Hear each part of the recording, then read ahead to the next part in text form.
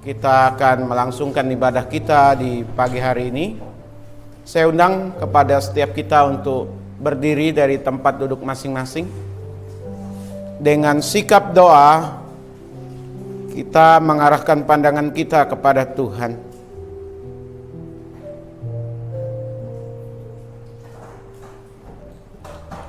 Adapun sesungguhnya pertolongan kita ialah datang dari Allah Bapa Pencipta Khalik langit dan bumi dengan segala isinya. Allah yang setia, yang tidak pernah meninggalkan perbuatan tangannya.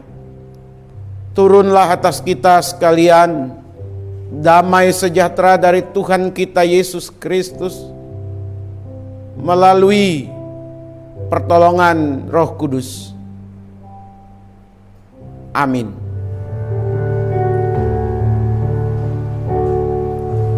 Hanya Kau Tuhan di hidupku, Kau berikan hidup yang baru. Darah-Mu menyucikan, pulihkan hatiku. Ku nyatakan Kaulah segalanya. Engkaulah sumber pengharapan. Kuasa-Mu sanggup menyembuhkan. Jiwaku pun berserah hanya kepadamu. Yesus, Kaulah segalanya. Karena salib-Mu, karena salib-Mu, ku hidup. Karena salib-Mu, ku menang. Engkau yang berkuasa, sanggup untuk lakukan mujizat-Mu. Pengakuan iman rasuli 1, 2, 3. Aku percaya kepada Allah, Bapa yang Maha Kuasa, Khalik langit dan bumi, dan kepada Yesus Kristus Tuhan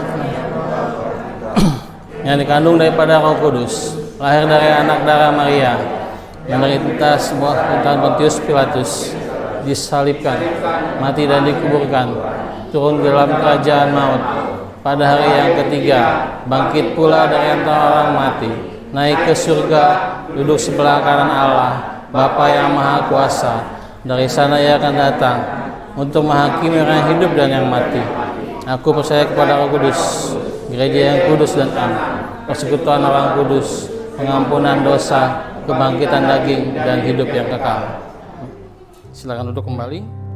Kasih Allahku sungguh telah terbukti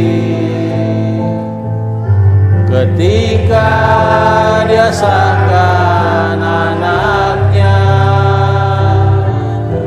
Kasih Allah mau berkorban seperti Kau dan aku. Tak ada kasih seperti kasih-Nya.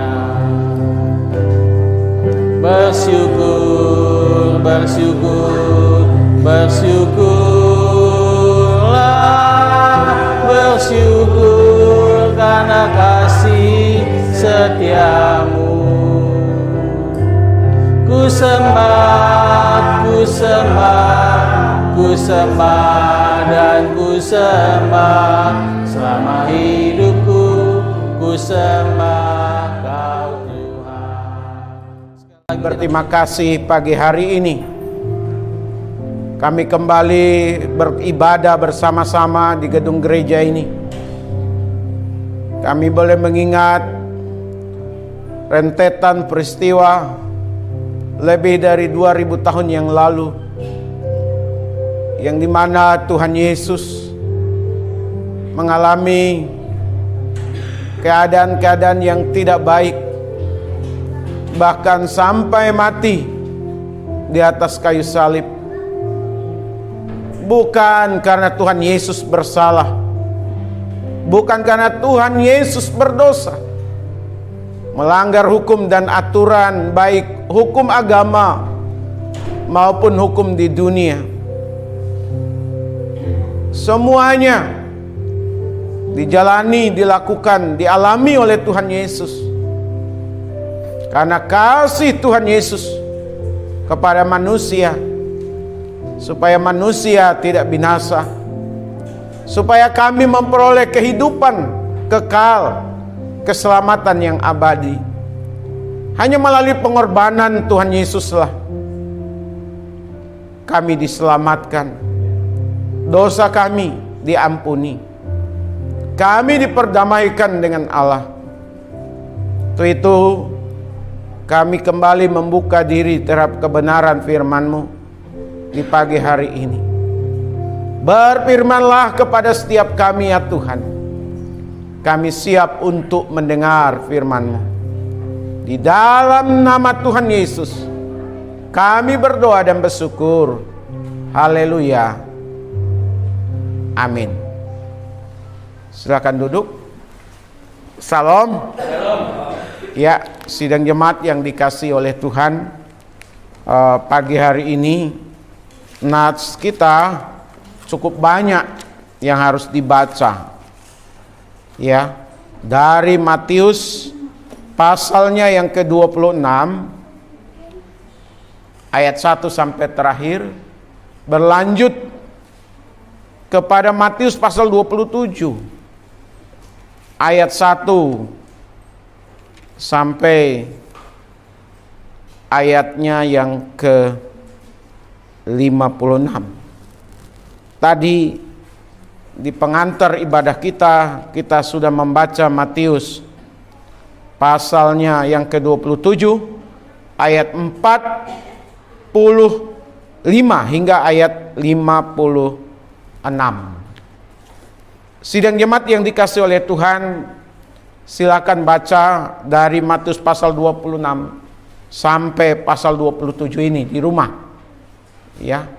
Saya akan menyoroti beberapa ayat yang menjadi kata kunci untuk kita renungkan bersama-sama.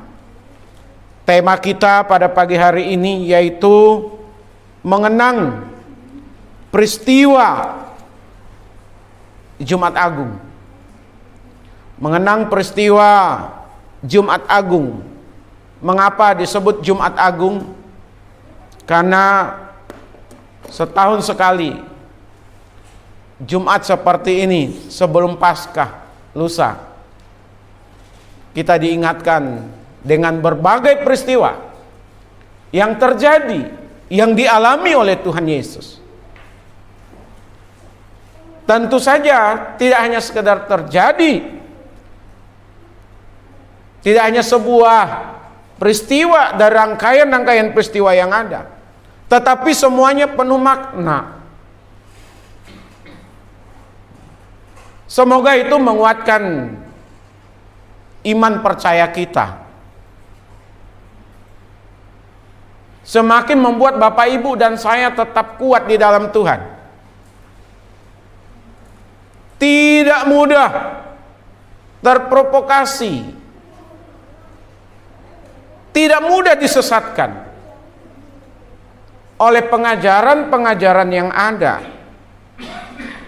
baik di dalam Kristen itu sendiri yang disebut bidat Kristen maupun di luar Kristen.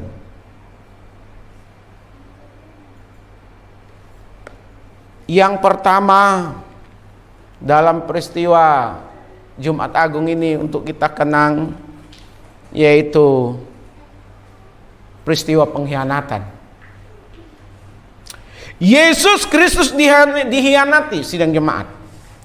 Kalau Bapak Ibu sidang jemaat baca di dalam Matius 26 ayat 46 hingga ayatnya yang ke-49, kemudian juga berlanjut di ayat 56 Berlanjut lagi di ayat 69 hingga 75 di dalam kitab Matius. Sidang jemaat yang dikasihi oleh Tuhan, Yesus Kristus dihianati. Dihianati oleh orang yang tidak saja dekat selama kurang lebih 3 tahun itu, tetapi juga orang yang sungguh-sungguh dipercaya sebagai bendahara mereka. Pada saat itu Tuhan Yesus mengajak murid untuk berdoa di Taman Getsemani. Dia bertaruh sebagai manusia antara menerima atau menolak di dalam pengetahuan Tuhan Yesus bahwa dia akan mengalami keadaan-keadaan sulit sampai menuju kepada kematian. Di dalam doanya, kalau boleh cawan ini lalu daripadaku, tapi biarlah kehendak Bapa yang terjadi. Selesai berdoa, dia berkata kepada murid-muridnya yang mendampingi bahwa sang pengkhianat dengan gerombolan, baik itu imam maupun para pengawal, dengan membawa lengkap dengan membawa pedang dan alat pukul, pentungan. Ternyata Yudas diam-diam mengadakan pendekatan dengan imam-imam besar. Dia sudah menjual Tuhan Yesus dan dia katakan, yang kucium itulah orangnya. Sandinya sudah dibagikan, tandanya sudah dibagikan. Pada saat rombongan Yudas ini bertemu dengan rombongan Tuhan Yesus di Taman Getsemani, Yudas datang dan langsung mencium Tuhan Yesus. Pengkhianatan dengan tanda kasih. Ciuman itu tanda kasih, tanda sayang, tanda menghormati, tanda penghargaan. Di Kupang tiap kali orang kedatangan tamu wajib untuk dicium ya Pak Apres ya. Dicium di hidung. Tanda persahabatan, tanda kasih, tanda penerimaan ditunjukkan oleh Yudas kepada Tuhan Yesus.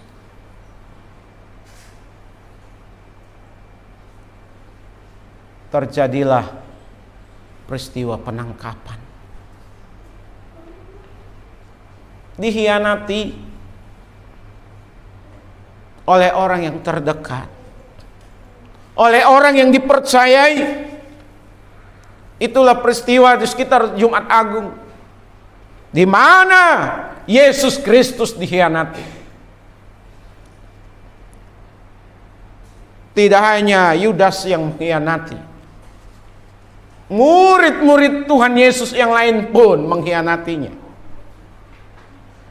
Saat Tuhan Yesus ditangkap, mereka tidak memberi diri untuk ditangkap. Alkitab mencatat di ayat 56, murid-murid lari meninggalkan Yesus. Ini juga pengkhianatan. Bahkan Petrus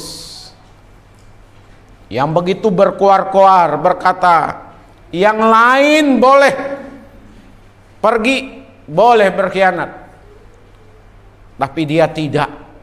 Itu dikatakan oleh Petrus.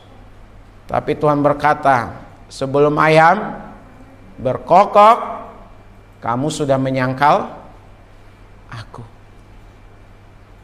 Akhirnya Petrus ikut mengkhianati.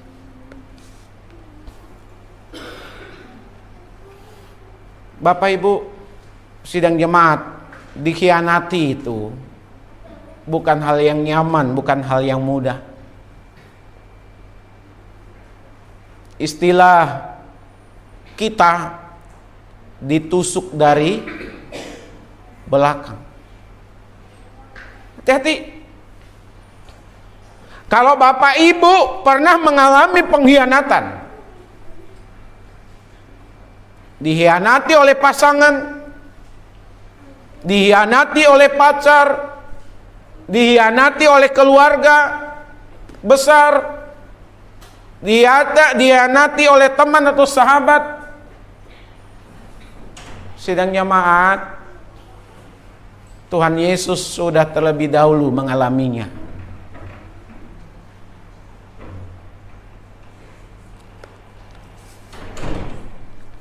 Jadi kita harus mampu menyikapi segala sesuatunya. Bahkan tidak sedikit orang-orang yang tadinya percaya kepada Tuhan, orang yang tadinya melayani pekerjaan Tuhan, orang yang tadinya sebagai guru sekolah minggu, sebagai pengurus pemuda, sebagai gembala sidang, sebagai bergelar doktor teologi, sudah banyak yang juga mengkhianati Tuhan Yesus. Tetapi di tengah-tengah pengkhianatan, sidang jemaat, orang-orang yang sudah berkhianat, saudara-saudara kita yang sudah berkhianat kepada Tuhan Yesus, tidak hanya Yudas, tidak hanya para murid pada waktu itu, tetapi juga yang berkhianat sekarang ini. Janganlah seperti Yudas, tidak kembali, mati di dalam pengkhianatannya jika tidak bertobat. Sidang jemaat yang dikasihi oleh Tuhan, saya mau katakan kepada kita, jangan seperti Yudas. Tapi marilah kita seperti, kalau ada yang berkhianat, mengkhianati Tuhan Yesus, marilah seperti para murid yang tadinya mereka lari. Marilah seperti Petrus yang tadinya menyangkal, yang tadinya berkhianat kepada Tuhan Yesus. Kembali, Tuhan Yesus tetap menanti orang-orang yang mau bertobat dari pengkhianatannya. Saya berharap sidang jemaat dan saya tidak menjadi pengkhianat kepada Tuhan Yesus di dalam segala kejadian dan peristiwa di tengah-tengah kehidupan kita. Yang berikut di ayat 55, Yesus Kristus ditangkap seperti menangkap seorang penyamun, seorang penjahat. Tuhan Yesus mengajarkan kebaikan, sidang jemaat. Tuhan Yesus mengajarkan tentang kehidupan. Tidak pernah Tuhan Yesus mengajarkan kejahatan balas dengan kejahatan. Ada? Bapak Ibu boleh baca seluruh ajarannya, tidak pernah mengajarkan yang jahat. Tuhan Yesus tidak hanya mengajarkan tentang moral, tentang etika, tentang karakter, sidang jemaat, tetapi Tuhan Yesus mengajarkan tentang kehidupan. Tidak saja mengenai keadaan di dunia ini, tapi yang menyangkut keadaan bagaimana hidup di dalam kekekalan. Tetapi dia ditangkap dengan segerombolan pasukan lengkap dengan pedang dan pentungan. Bapak Ibu, penangkapan Tuhan Yesus Ini menjadi peristiwa yang penting juga. Karena Tuhan Yesus tidak bersalah. Kalau salah tangkap, itu sudah biasa. Saya ulang ya, salah tangkap itu sudah biasa. Bahkan yang salah tangkap dimasukkan penjara, akhirnya sekian tahun di penjara, dibebaskan karena tidak ditemui kesalahan. Tapi dalam peristiwa Tuhan Yesus bukan salah tangkap, ditangkap dengan sengaja.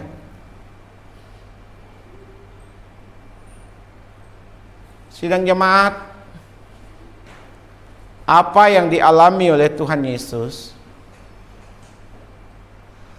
tidak menutup kemungkinan juga terjadi dalam kehidupan orang-orang yang percaya kepadanya. Di negara-negara yang ideologinya ideologi komunis, di negara-negara yang tidak toleran, saya pakai intoleransi, di negara-negara yang tidak hanya intoleransi meningkat kepada radikalisme, dan di negara-negara yang tidak hanya radikal tetapi juga sudah masuk kepada paham ISIS,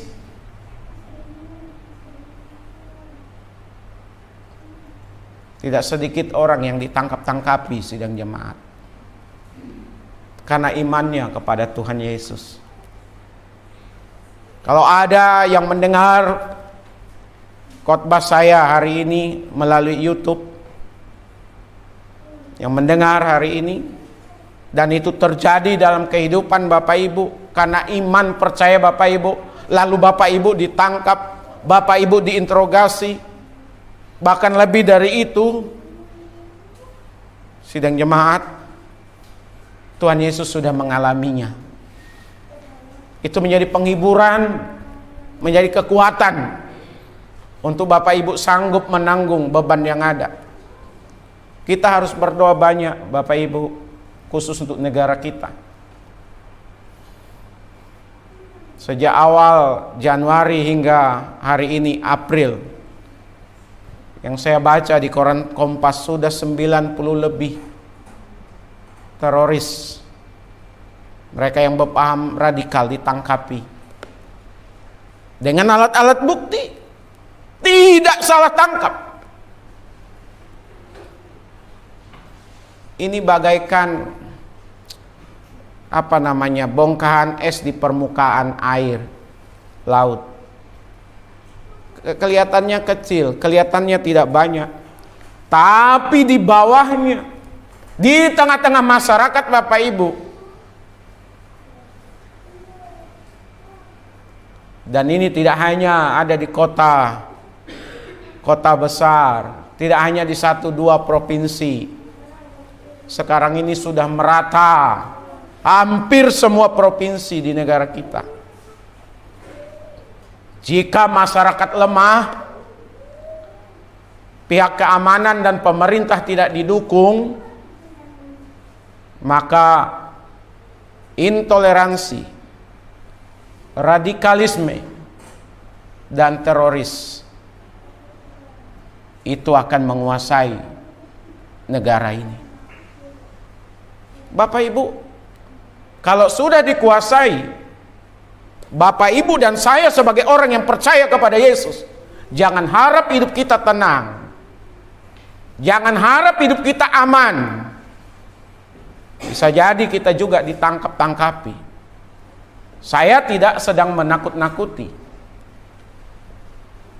Makanya banyak berdoa dengan kekuatan dari Tuhan, dengan kuasa daripada Tuhan. Bapak Ibu dan saya melihat bagaimana Tuhan akan bekerja. Amin.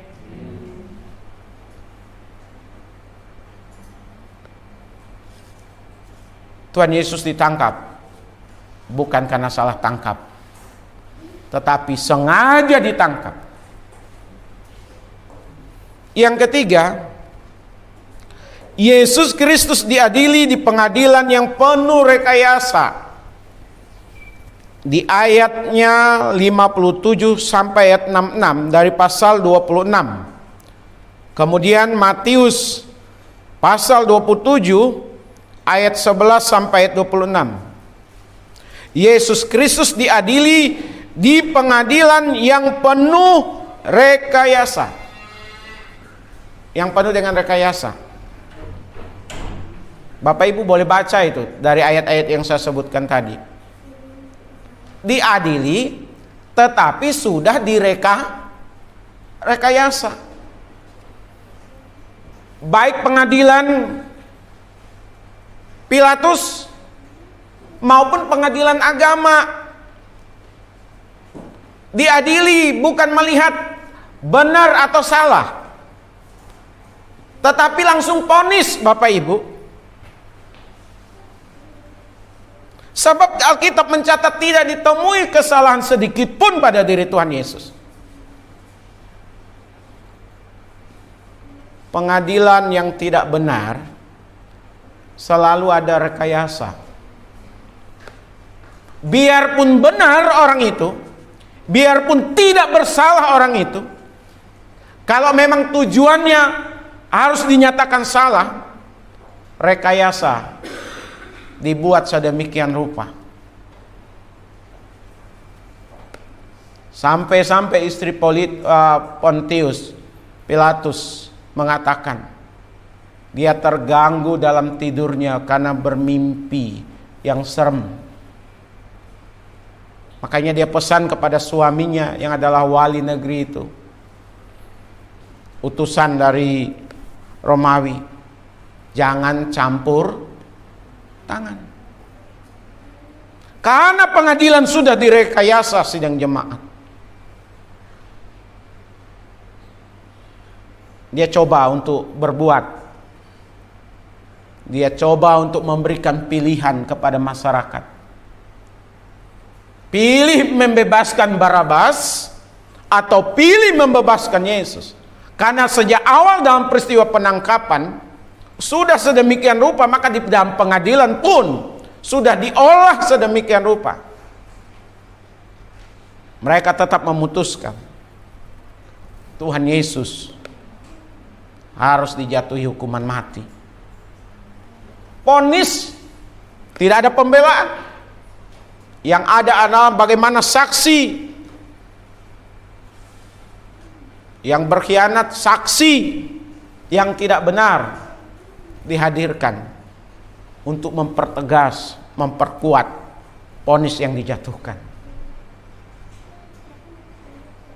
Kalau pengadilan penuh rekayasa, sekalipun benar, sekalipun tidak ada kesalahan, tetap akan dijatuhi sebagai orang yang bersalah. Tuhan Yesus mengalami itu. Kalau Bapak Ibu, siapapun yang mendengar saat ini, pengadilan mengalami ketidakadilan di dalam pengadilan, tidak usah bekerja hati sidang jemaat. Duit sebanyak apapun, pengacara sebanyak apapun, jika memang sudah direkayasa sedemikian rupa, jangan harap bebas, jangan harap bisa memenangkan. Tuhan Yesus menghadapi pengadilan yang penuh dengan rekayasa. Yang berikut, Yesus Kristus menjadi sasaran kebencian. Matius 27 ayat 3, ayatnya yang ke-57 ya. Dari Matius 26 ayat 67 sampai 68, Matius 27 27 sampai 31. Bagaimana di sana ada kebencian.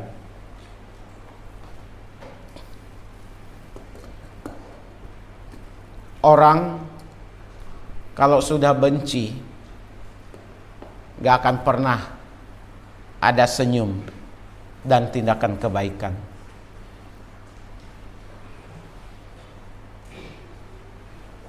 Tuhan Yesus menjadi sasaran kebencian, Bapak Ibu. Di sana dikatakan, dicatat, ia diludahi. Diludahi, ditinju, diolok-olok, dibelenggu, dihujat, jubahnya ditanggalkan, dimahkotai duri, disesah, dipaksa memikul salib. Itulah peristiwa di Jumat Agung, Bapak Ibu. Diludahi. Saya masih ingat zaman saya kecil, SD. Panas hati kalau nama orang tua kita ditulis di tanah. Nggak tahu itu Bapak Ibu pernah ngalami masa-masa seperti itu. Kalau orang lagi tidak suka, disebut nama bapak kita atau ibu kita, lalu ditulis di tanah. Udah ditulis nama bapak atau ibu kita, diinjak-injak. Udah itu baru diludahi. Panas hati.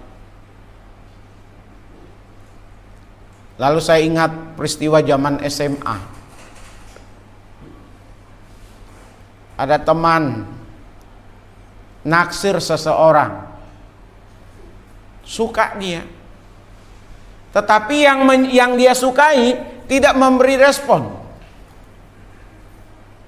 malah dia bilang cueh cueh gitu.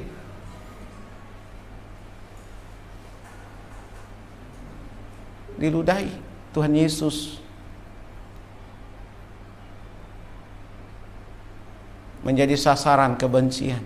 Saya kurang tahu, karena Alkitab tidak mencatat berapa jumlah orang yang meludahi dia. Saya yakin meludahnya bukan meludah biasa sidang jemaat. Semua-muanya juga akan dikeluarkan itu. Tua, tua, tua, gitu. Kalau ada 20 orang yang meludahi, satu kali saja, saya yakin berapa banyak kalau diludahi di kepala atau di wajah. Betapa banyak ludah yang jorok itu ada pada diri Tuhan Yesus. Ditinju. Ninjunya bukan ninju pelan-pelan.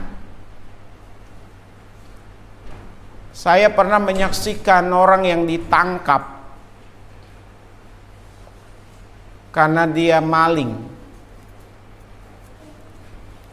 digebukin, tonjok, dan dia tidak milih di mana tonjokannya itu melayang, enggak, dengan emosi, dengan kebencian. Tuhan Yesus alami itu sidang jemaat. Jadi kalau Bapak Ibu pernah ditonjok satu kali sama orang sakit, bayangkan bagaimana dengan Tuhan Yesus yang ditonjok, yang ditinju berkali-kali. Pasti bonyok, diolok-olok, kemudian sempat dibelenggu. Belenggu itu ada yang di belakang ya, ada yang di depan, diborgol.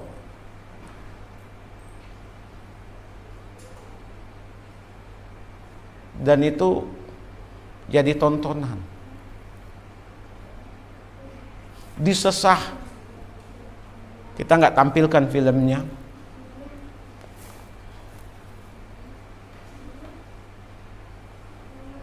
Betapa Yesus Kristus menderita, Bapak Ibu. Terhina, dibenci sedemikian rupa.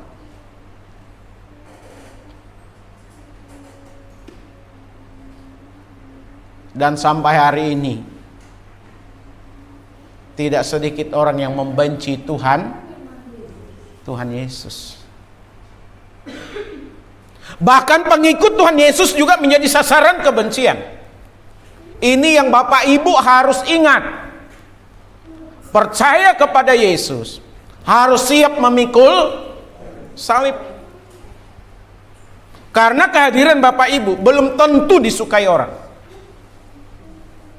Karena iman Bapak Ibu kepada Tuhan Yesus. Tapi Tuhan Yesus berkata, berbahagialah kamu dianiaya karena aku, kata Tuhan Yesus.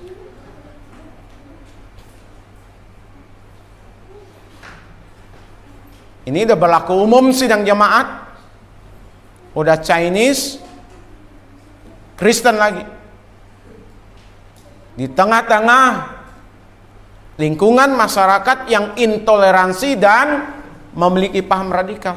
Selesai. Kita bersyukur hingga hari ini Tuhan tetap hadir di negara kita. Amin. Tuhan tetap memakai bangsa negara kita.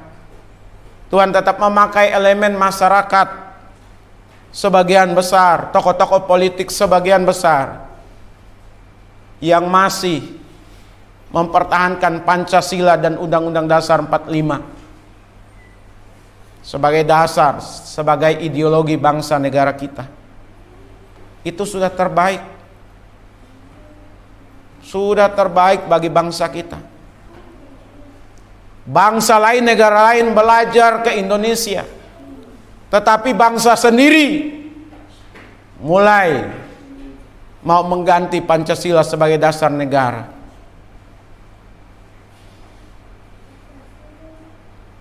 Saya tetap berdoa, mari kita berdoa untuk bangsa ini, supaya bangsa ini tetap pada relnya. Saya yakin ke depan tidak mudah, termasuk kita sekalian. Tapi kalau kita mengalaminya, karena kita dibenci karena iman kita kepada Yesus, Tuhan Yesus sudah mengalaminya. Yesus Kristus dijatuhi hukuman mati dengan cara disalibkan. Matius 27 ayat 1, Matius 27 ayat 32 sampai 35.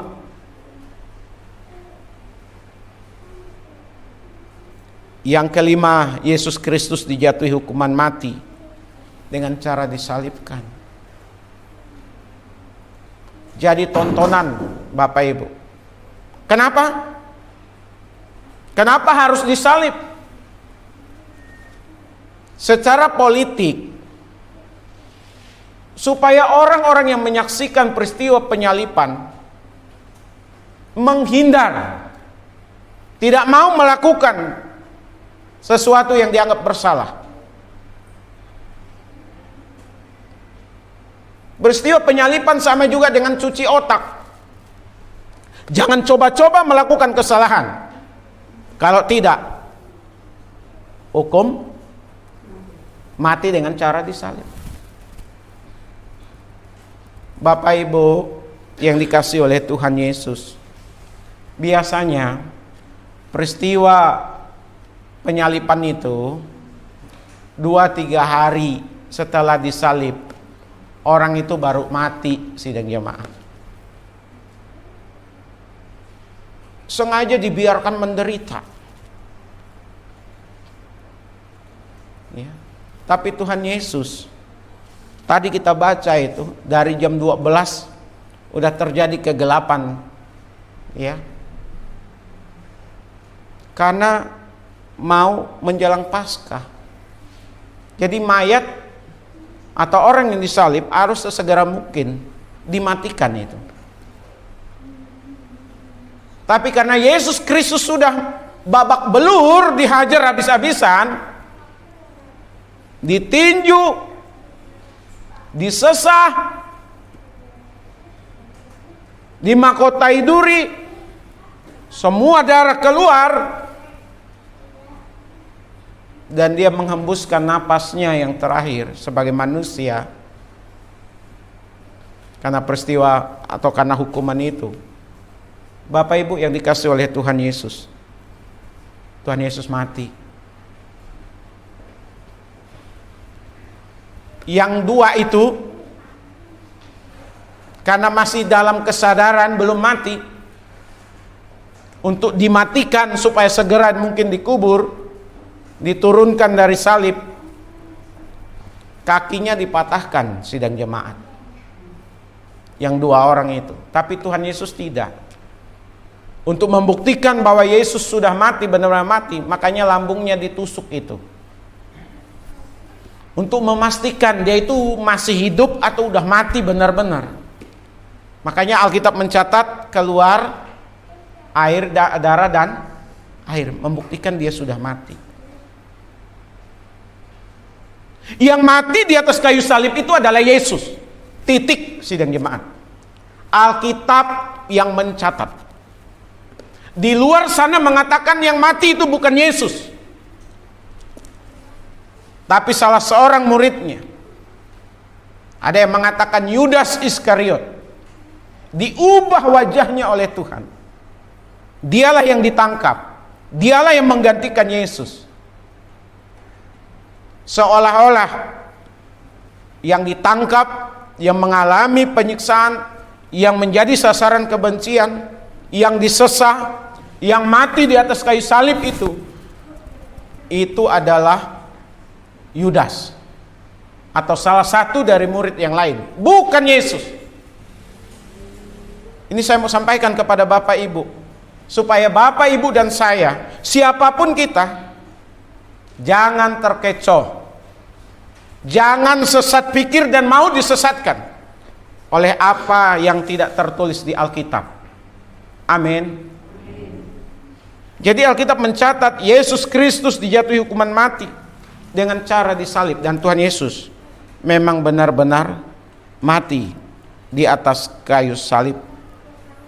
Matius 27 ayat 45 sampai 50. Mati, bukan mati suri. Mati benar-benar mati, wafat. Makanya hari ini diperingati sebagai Jumat Agung, wafatnya Yesus Kristus. Matinya Yesus Kristus di atas kayu salib. Dan ini sesuai dengan kitab suci, sidang jemaat. Sesuai dengan nubuatan di dalam kitab Yesaya yang minggu lalu dibaca dalam pengantar ibadah kita. Semua diterimanya, semua dijalani oleh Tuhan Yesus demi kita. Demi siapa Bapak Ibu? Saya ulang, demi siapa Tuhan Yesus harus menanggung semuanya itu? Demi kita, demi Bapak Ibu dan saya. Dia menanggung penyakit kita. Yesaya 53 ayat 4. Dia menanggung kesengsaraan kita. Dia mengalami semuanya itu, termasuk kematiannya di atas kayu salib, karena pemberontakan kita, karena kejahatan kita Bapak Ibu. Dan Tuhan Yesus menjadi korban penebus salah, supaya Bapak Ibu dan saya selamat di atas kayu salib. Dia menanggung dosa Bapak Ibu, dosa kita semua, dosa saya. Apa yang harus kita lakukan? Mengucap syukur, karena Tuhan Yesus mau menanggung semuanya untuk kita. Tanpa penderitaan, kesengsaraan, kematian di atas kayu salib, Bapak Ibu dan saya binasa. Bapak Ibu dan saya tetap binasa, tetap ada di dalam dosa. Tapi karena Yesus Kristus mau menanggung semuanya itu, kita dilepaskan, kita dibebaskan, kita menjadi orang yang merdeka. Amin. Selain Bapak Ibu dan saya harus mengucap syukur, kita harus lebih sungguh-sungguh lagi mengasihi Tuhan. Amin. Lebih sungguh-sungguh lagi hidup di dalam Tuhan. Yang lain boleh saja mundur, kita berusaha untuk bertahan dan maju. Kehidupan boleh saja susah, intimidasi mungkin, kebencian mungkin, intoleransi mungkin ada di sekitar kita karena iman kita percaya kepada Yesus. Percayalah, kita tidak sendiri. Amin. Ada Tuhan yang mendampingi kita. Jadi mengenang peristiwa Jumat Agung, kita kembali mengingat bagaimana Tuhan Yesus dikhianati, bagaimana Tuhan Yesus ditangkap, bagaimana Yesus Kristus di dalam pengadilan yang penuh dengan rekayasa, di mana Yesus Kristus menjadi sasaran kebencian, di mana Yesus Kristus dijatuhi hukuman mati. Sekali lagi, semuanya untuk kita. Amin. Tuhan Yesus memberkati kita sekalian. Mari kita tundukkan kepala, kita satu di dalam doa. Bapa di sorga, kami berterima kasih untuk ibadah di Jumat Agung hari ini. Kami boleh mengenang atau mengingat rentetan peristiwa yang dialami oleh Tuhan Yesus lebih dari 2000 tahun yang lalu.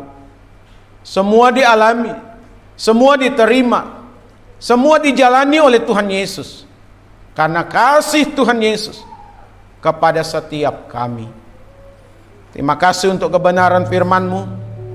Biarlah kami lebih bersemangat lagi, lebih bersyukur lagi, lebih sungguh-sungguh lagi hidup di hadapan Tuhan. Terima kasih, sebentar kami akan masuk di dalam perjamuan kudus. Tuhan, kami memberi diri untuk mengingat peristiwa itu, dan sekaligus kami mempersiapkan diri untuk kedatangan Tuhan Yesus yang kedua kali. Di dalam nama Tuhan Yesus kami berdoa dan bersyukur. Haleluya.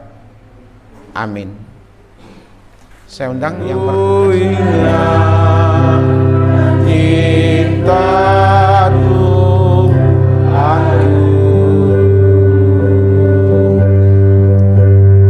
Ya ku jatuh pada kakinya, sana ku dapat ampun dosa. Sidang jemaat, saya undang untuk kita berdiri dari tempat duduk masing-masing. Dengan sikap doa, kita mengarahkan perhatian kita kepada Tuhan. Roti yang merupakan lambang tubuhnya ini dipecah-pecahkannya untuk kita sekalian. Karenanya sidang jemaat, angkatlah roti di sebelah tangan kanan kita. Lebih dari 2000 tahun yang lalu Tuhan Yesus ditangkap, dibawa ke dalam pengadilan yang penuh rekayasa. Ia menjadi sasaran kebencian dan ia harus dijatuhi hukuman mati. Ia dihina, ia dicaci maki, ia ditinju, ia diludahi, ia disesah, dipaksa memikul salib. Setibanya di tempat penyalipan, Tuhan Yesus disalib dan akhirnya mati di atas kayu salib. Demi kasihnya kepada Bapak, Ibu, dan saya. Dan untuk mengingat itu semua, dan sekaligus kita mempersiapkan diri kita untuk kedatangannya yang kedua kali, marilah sidang jemaat kita makan roti yang merupakan lambang tubuhnya ini dengan penuh ucapan syukur kepadanya. Karenanya, makanlah.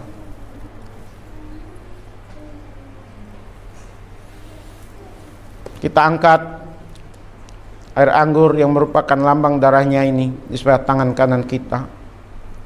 Dari kepalanya yang dimahkotai duri, tubuhnya yang disesah, kaki dan tangannya yang dipakukan di atas kayu salib, mengalir darah, darah yang menyucikan segala dosa kita, darah yang memperdamaikan kita dengan Allah, yang dari tadinya kita seteru Allah, sekarang menjadi kekasih-kekasihnya. Untuk mengingat apa yang Tuhan Yesus sudah kerjakan dalam karya penebusan, sekaligus kita mengingat untuk kedatangannya yang kedua kali.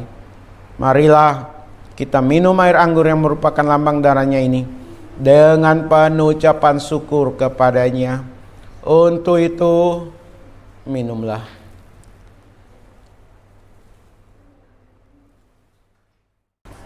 Saya mohon kesediaan Pak Abis.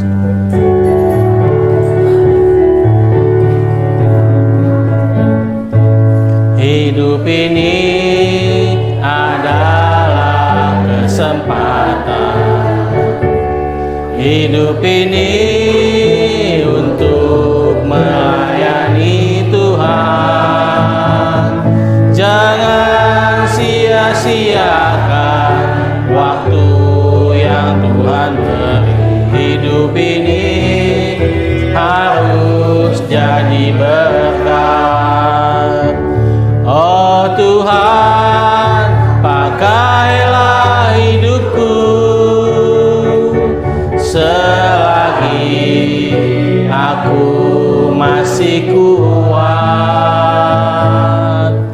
Bila saatnya nanti ku tak berdaya lagi, hidup ini sudah jadi berkat. Kita angkat dari awal lagi. Hidup ini adalah kesempatan. Hidup ini untuk melayani Tuhan. Jangan sia-siakan waktu yang Tuhan beri. Hidup ini harus jadi berkat. Oh Tuhan, pakailah hidupku selagi aku masih kuat. Bila saatnya nanti ku tak berdaya lagi, hidup ini sudah jadi berkat. Hidup ini sudah jadi berkat. Ini sudah jadi berkat. Hidup ini sudah jadi berkat. Hidup ini sudah jadi berkat. Misalnya apa namanya? Benar Bapa, sebagaimana pujian yang kami naikkan, hidup kami harus menjadi berkat. Selagi ada kesempatan kami boleh berbuat banyak untuk keluarga kami, untuk sesama jemaat, untuk lingkungan di mana kami berada. Pakai kami Tuhan dalam berbagai sisi kehidupan kami. Sekalipun tidak mudah, tidak gampang, tapi apabila kami ada niat, apabila kami ada keinginan, apabila kami sungguh-sungguh mau memberi diri, maka Roh Kudus jugalah yang akan menolong kami untuk menjadi berkat. Kami juga berterima kasih untuk rangkaian ibadah dari awal, pertengahan hingga akan berakhirnya ini berjalan dengan baik. Dan hamba berdoa untuk seluruh sidang jemaat-Mu, baik yang beribadah di tempat ini maupun beribadah di rumah. Biarlah mereka semua, kami semua ditolong Tuhan, dikuatkan Tuhan, dilindungi oleh Tuhan, diberkati oleh Tuhan, dan tetap semangat, tetap bersyukur kepada Tuhan untuk segala keadaan yang terjadi. Kami percaya bukan dengan gagah kuat kami, dalam kami menjalani hari-hari yang ada. Tetapi kami jalani bersama dengan Tuhan. Kami meyakini Tuhan sungguh menyertai kami. Tuhan sungguh-sungguh hadir dalam kehidupan kami. Bapa di sorga, saat ini kami juga bersyukur untuk anak Pak Apris Naldo yang telah dinyatakan pulih, sembuh dari sakit penyakitnya. Tuhan yang berkarya atas anak ini, sehingga anak ini bertumbuh berkembang dengan baik. Kami juga mau berdoa untuk anak dari Ibu Deborah yang dimana akan ujian kelas 3 SMP. Tuhan campur tangan supaya anaknya boleh lulus dengan baik dan melanjutkan kembali ke jenjang SMK atau SMA ya Tuhan. Demikian juga untuk seluruh anak-anak dari sidang jemaat-Mu.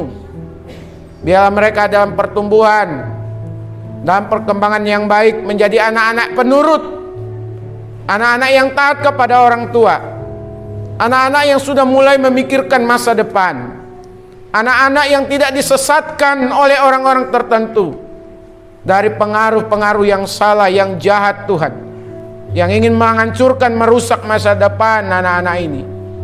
Kami pertaruhkan anak-anak ini sepenuhnya ke dalam tangan kasih kuasa Tuhan. Tuhan yang membuka jalan untuk kebutuhan hidup mereka. Tuhan yang membuka jalan untuk studi mereka, untuk kuliah mereka. Kami mempercayai bersama dengan Tuhan, maka anak-anak ini nanti menjadi anak-anak yang unggul, anak-anak yang berkualitas, anak-anak yang diberkati untuk menjadi berkat. Tidak hanya bagi keluarga, tidak hanya bagi gereja, tetapi juga bagi bangsa dan negara kami. Yakinkan kami Tuhan Yesus, bahwa janji Tuhan itu ya dan amin. Terima kasih Bapa. Kami akan tinggalkan tempat ini untuk kembali ke rumah masing-masing. Sertai kami dalam perjalanan pulang, baik yang dekat maupun yang jauh. Pertemukan kembali kami hari Minggu di tempat ini, beribadah kepada Tuhan.